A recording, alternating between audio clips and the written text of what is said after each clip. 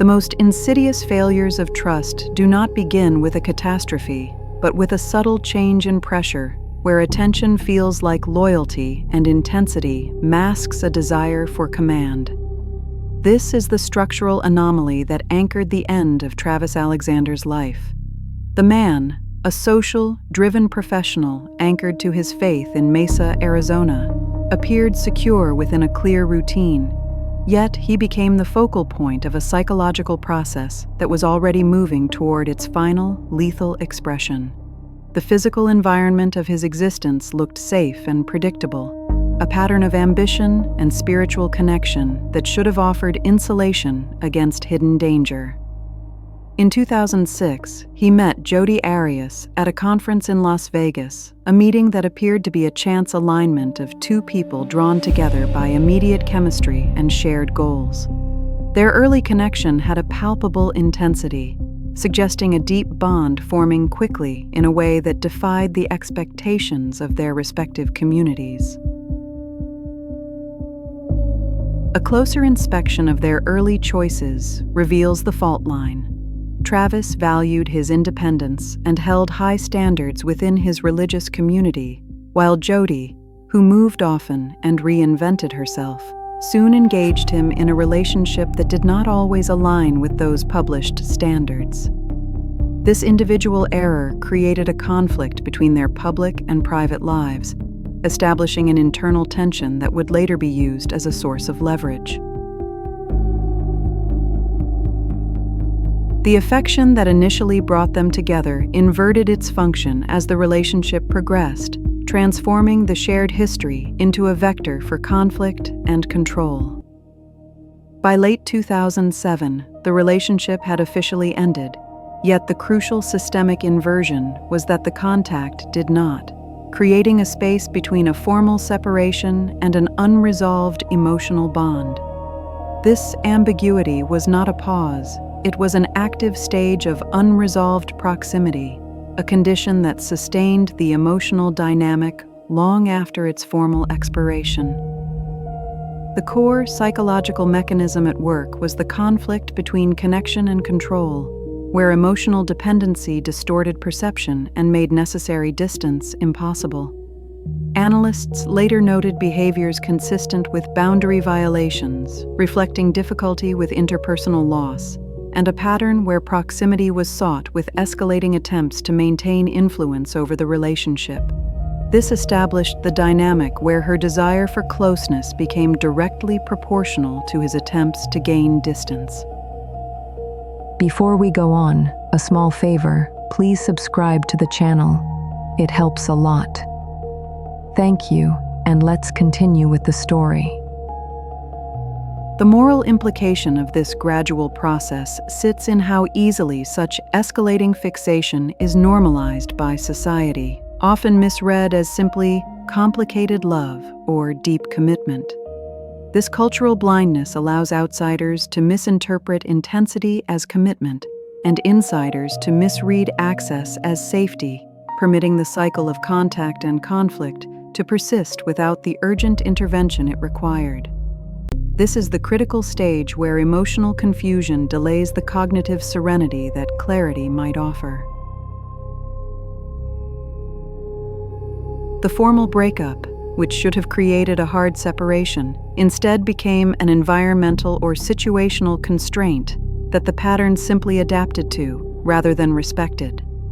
Available phone messages and testimony confirm that communication continued in intervals, establishing a looping pattern of closeness followed by conflict, then renewed contact, confusing friends on both sides. This sustained access was the vulnerability that allowed the entire subsequent timeline to unfold. The pattern of escalation manifested through multiple documented inversions of privacy and ownership, accessing Travis's social media accounts without permission, relocating geographically closer to his residence, and instances where witnesses reported car tires had been slashed.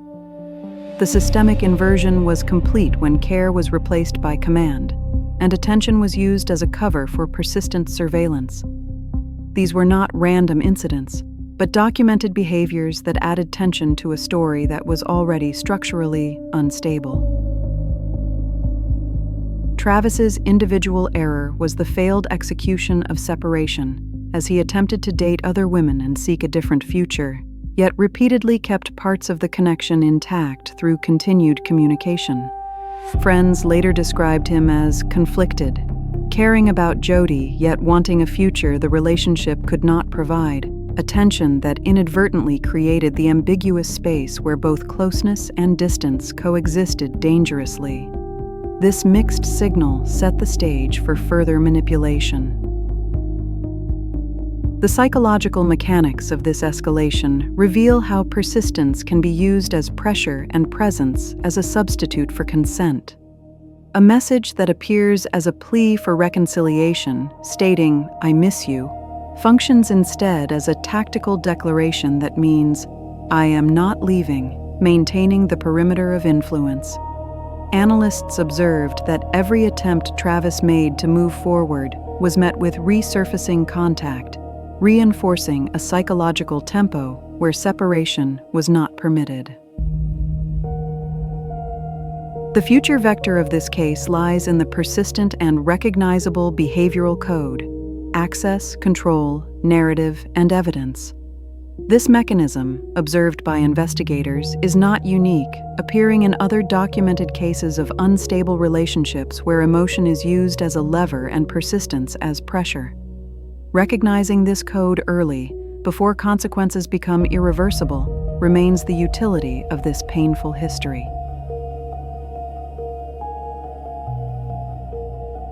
The environmental constraint that allowed this pattern to flourish was the deceptive normalcy of the setting: a home, a church, and a schedule that looked unremarkable from the outside.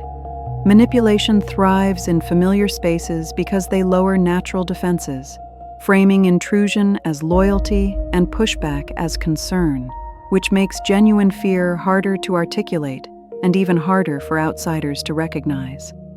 This controlled uncertainty about the true nature of the relationship was the final condition that allowed the ultimate failure.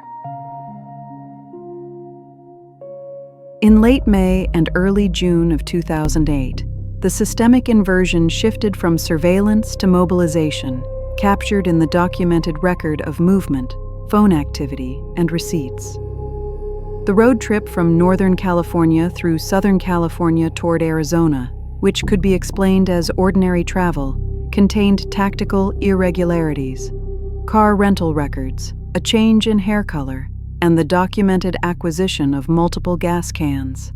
This preparation suggested a planning sequence inconsistent with a spontaneous visit. Before we go on, a small favor: please subscribe to the channel. It helps a lot. Thank you, and let's continue with the story. The crucial individual error in the final phase was the manipulation of digital constraints, specifically the phone activity that presented multiple irregularities. Investigators later documented portions of the trip where the device was intentionally off or not connecting, a choice that created gaps in the data trail to make tracking difficult. This attempt to control the verifiable record highlighted a motive to mask the timing and route of the travel.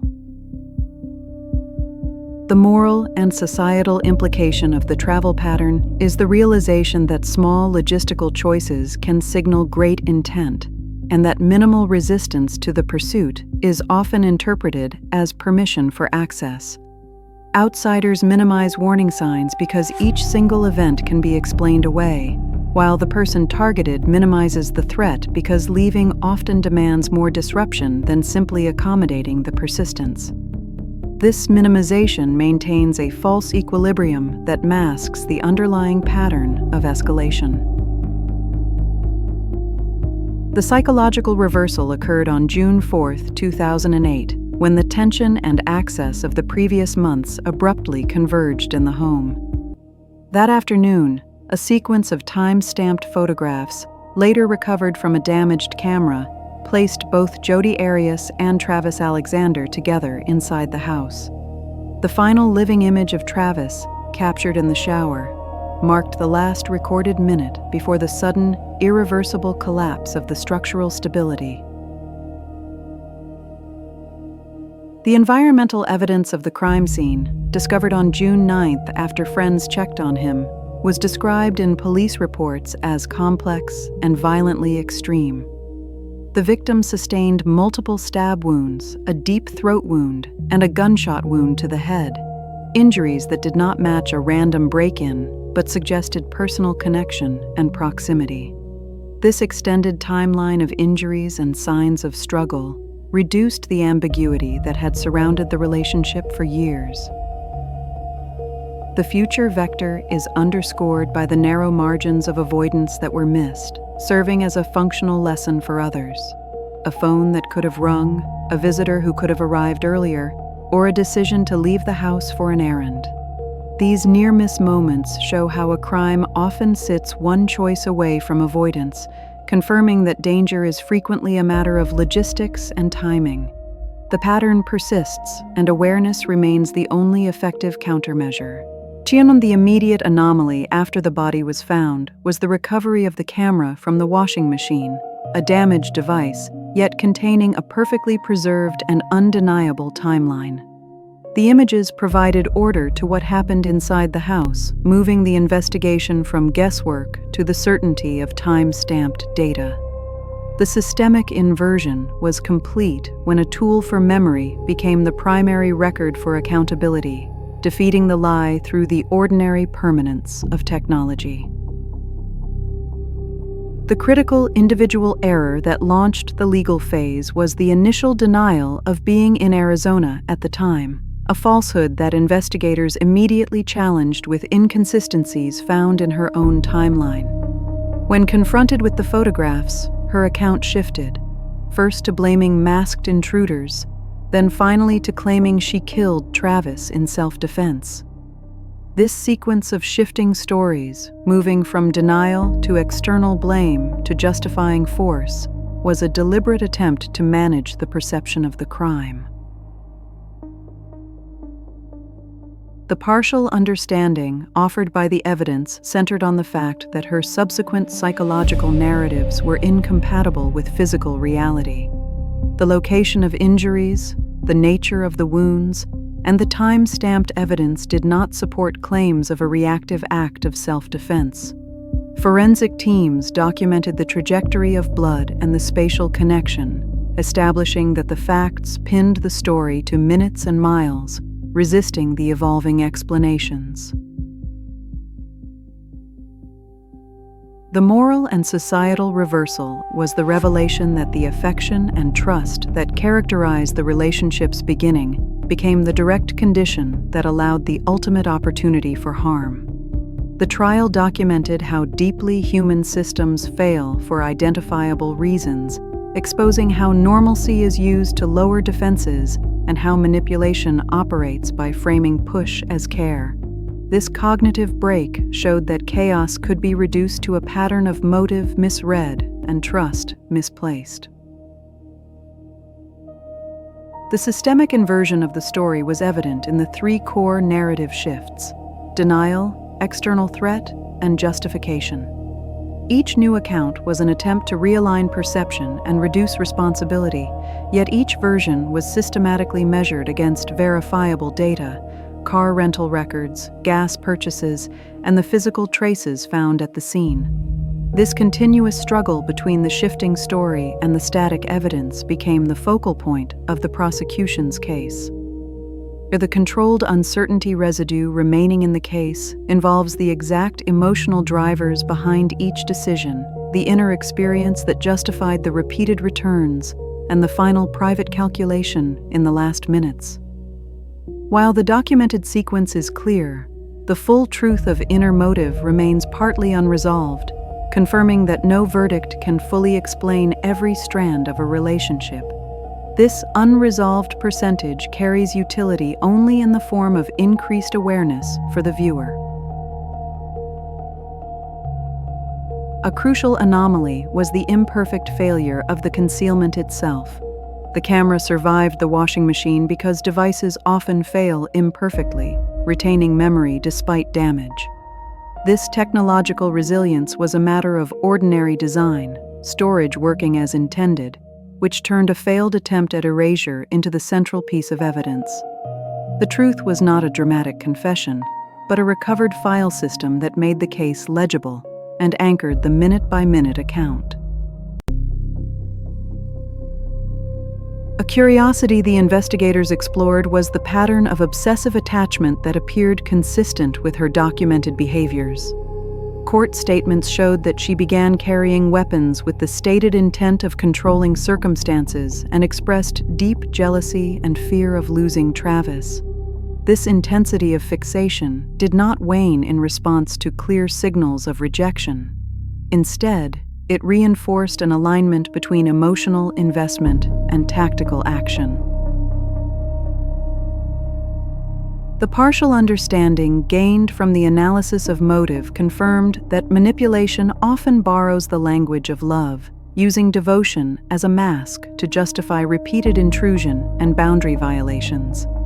When boundaries shifted from mutual agreement to unilateral assertion, the risk rose exponentially, demonstrating that the behavioral code is predicated on using affection as a lever for control.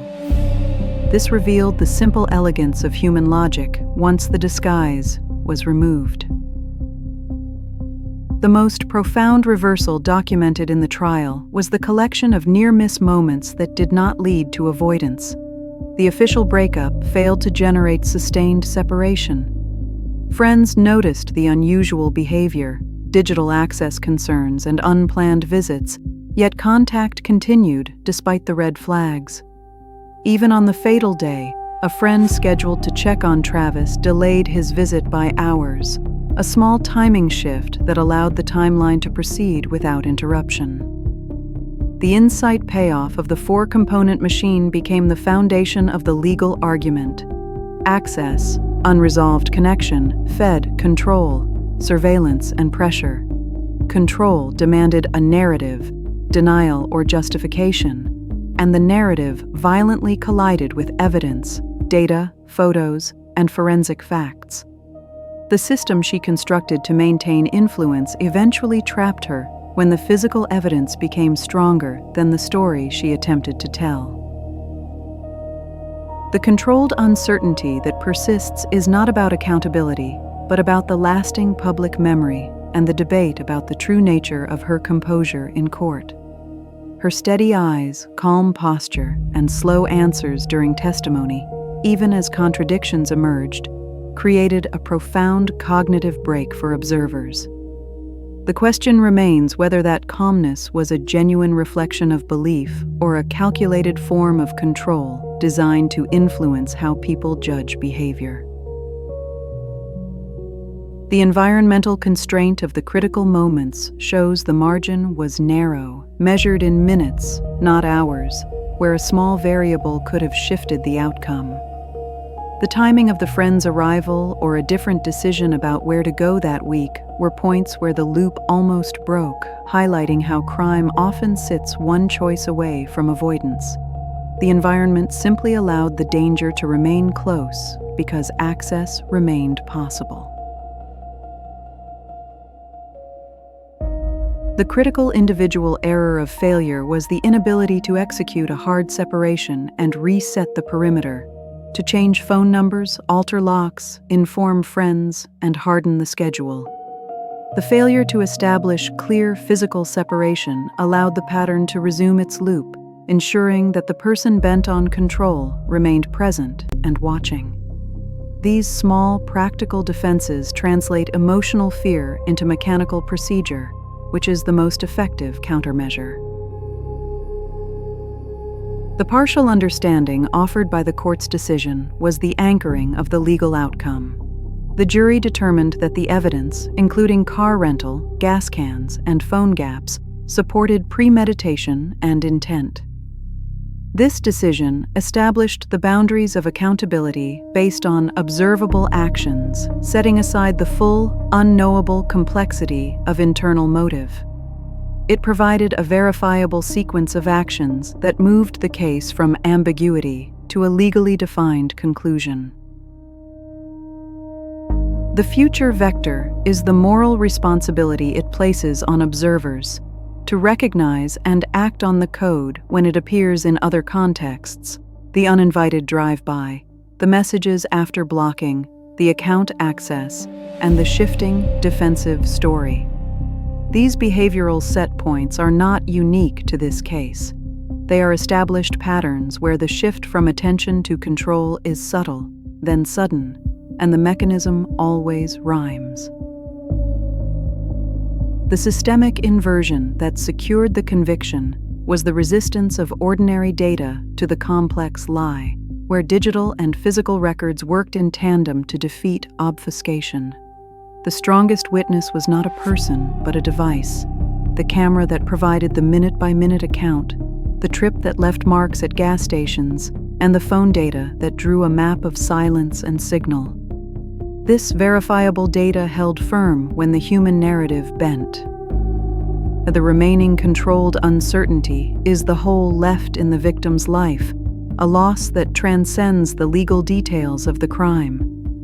The victim's family statements preserved in the court record moved the case from abstract evidence to the human scale, reminding the public that behind the complex details of the investigation stood a person with goals, a faith community, and a future that was taken.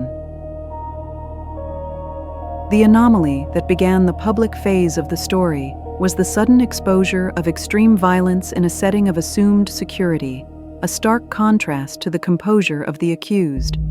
This prediction gap, the mismatch between the calm demeanor and the violence of the facts, was the first puzzle that drew investigators and the public into the case. The curiosity that drove the investigation was how small, seemingly ordinary choices made weeks before the event. The schedule changes, the altered travel plans, aligned tightly with the later, fatal timeline. These fragments, which looked benign on paper, created a slow build of warning signs that only gained significance in hindsight, forcing a reconstruction of motives from accumulated data. The partial understanding offered by the cumulative evidence proved that the chain of events did not emerge suddenly. It formed gradually through choices and reactions that accumulated over 2 years of unresolved tension. The decisions made in the final 24 hours were a logical consequence of the documented tensions and boundary violations of the previous period, not a sudden break from character. The moral and societal reversal of the initial impression was the realization that composure is not proof of innocence, but can be a mask shaped to influence perception, where calmness becomes a deliberate form of control. The courtroom phase confirmed that manipulation can wear a charming face and speak in a soft voice, forcing the uncomfortable truth that charm is not trust and calmness is not safety. The final insight provided by the case is that the line from devotion to control is not a leap, but a stepwise, subtle path. The documented escalation included confronting victims, post-breakup stalking, and intrusion into personal accounts. Each behavior, while potentially explained away in isolation, formed a clear, recognizable pattern when viewed together. The continuing vector of the narrative is the necessary residue of awareness, that the most dangerous situations do not start with violence. They begin with control disguised as connection. The case stands as a documentary record of how relationships can move from possibility to collapse, showing how the smallest decision can intersect with a larger, persistent pattern that becomes visible only in hindsight. The legal conclusion, recorded in public documents, established accountability with a conviction of first-degree murder in 2013 and a life sentence imposed in 2015. The court documents record the final legal determination based on admissible proof, which remains the fixed line of accountability in the public record.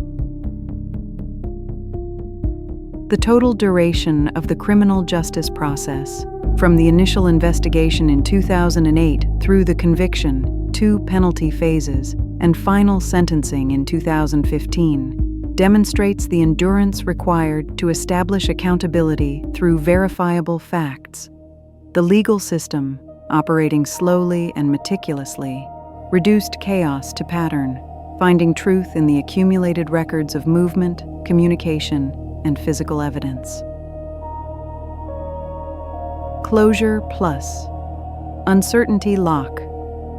The legal record established responsibility, and the court delivered a clear verdict, removing the offender from the community and recognizing the harm. Yet the uncertainty remains, not about guilt, for the records are clear, but about the deeper human mechanism of moral failure and the anatomy of trust broken under pressure. The unanswered questions persist. How early can these patterns be recognized, and why do people overlook warning signs until they become undeniable? The case leaves 10 to 25% unclosed because no trial record can fully explain the internal landscape of motive, only the behavior itself. The utility lies in the awareness that the behavioral code, access, control, narrative, evidence, is not rare. It exists in the world, repeating in different forms, hidden inside ordinary conversations, waiting for the same inputs. Justice arrived. But the pattern remains. All interpretations are based on publicly available information. This content does not make medical or diagnostic claims, nor does it speculate beyond established evidence. If you'd like to keep exploring cases like this, there's another one waiting for you on screen. I think you'll find it meaningful. Click on it, and thank you for watching.